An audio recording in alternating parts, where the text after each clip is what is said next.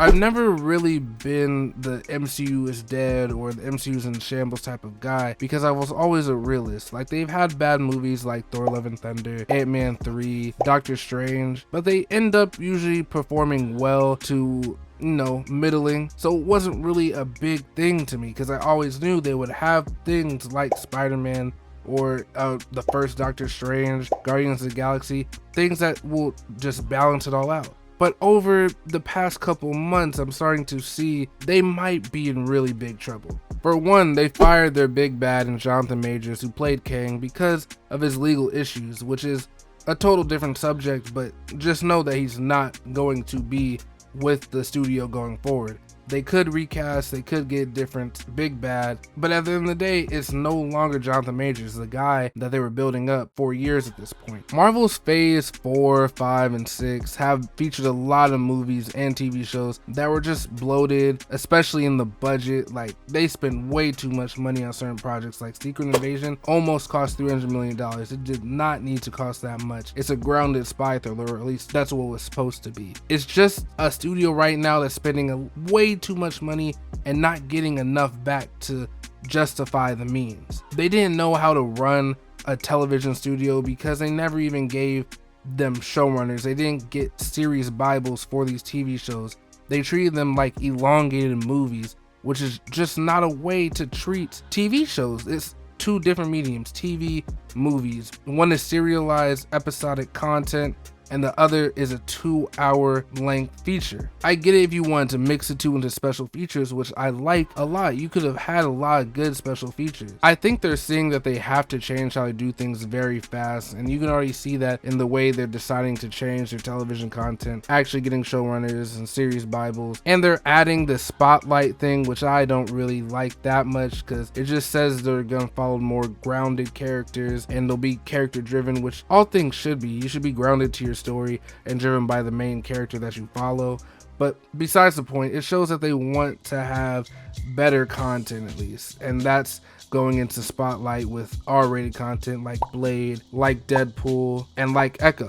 But it still seems like the MCU was falling apart with the recent departure of Steven Yeun, who was supposed to play Sentury in the Thunderbolts. Now, the Thunderbolts was a movie I wasn't looking forward to. I mean, it's just a knockoff Suicide Squad, and Suicide Squad in the beginning was just a knockoff Guardians. I'm just talking film-wise, I'm not talking comics-wise. This movie is just filled with a bunch of failed super soldiers, and they're gonna be fighting a failed super soldier in himself, or supposedly they are. So I just never really got the hype of the movie, but they did bring on the creator of Beef, who did work with Steven Yeun, to write this movie, which I thought brought a little spice to the movie. Like, they were trying to get somebody familiar with Steven Yeun, his acting ability, to write the movie, someone that's done a lot of cool stuff in television, but he ended up leaving because of scheduling conflicts.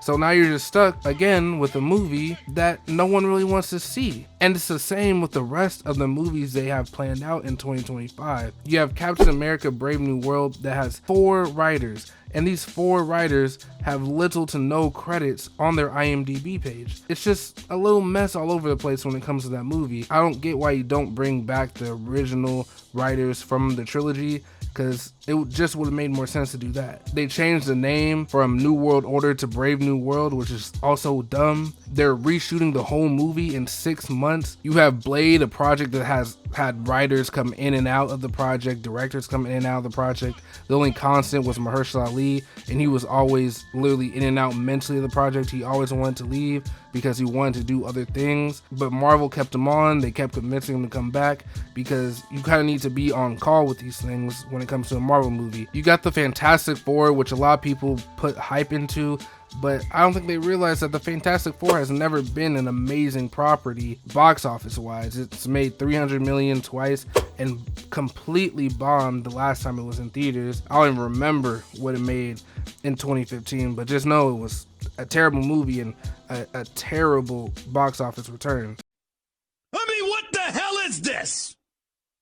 I really don't understand understand it. Fantastic Four is something that Marvel actually has to put some work into. It's not just like, cool, here's Wolverine and Deadpool, it's gonna make $1 billion. You have to put work into Fantastic Four, and right now, I don't know how much work they're putting in. Again, there have been directors in and out. There has been writers in and out. It's a movie that's literally all over the place. We still don't even have the cast, and they're supposed to film in a couple months. It's a movie that we have little knowledge about, which is, fine in the grand scheme of things, but a lot of people have put so much hype into this movie that they might be very disappointed in the outcome. I would imagine this is a very rough time for Kevin Feige because he built Marvel Studios up from the ground as their executive producer, and now he's running all of Marvel, so he has to cover comics, movies, television, toys, everything to do with Marvel he has to cover. I know he's making adjustments, he's trying to get more involved in the process of the movies, but he's just stretched thin. Like, he has to have people that actually know what they're doing, and maybe that has to do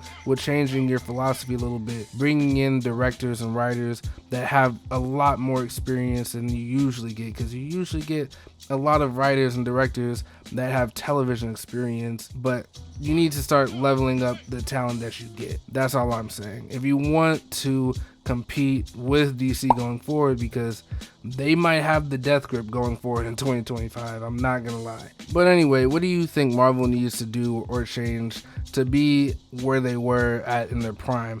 Or do you think it's perfect, like nothing's wrong, everything's fine, it'll even out, Deadpool 3 is gonna be amazing, and Fantastic Four is gonna be amazing? Whatever. Tell me what you think in the comments, leave a like, and follow me on Twitch. I'm gonna start streaming soon, New Year 2024 and blah blah blah, and Twitter too. Thanks, bye.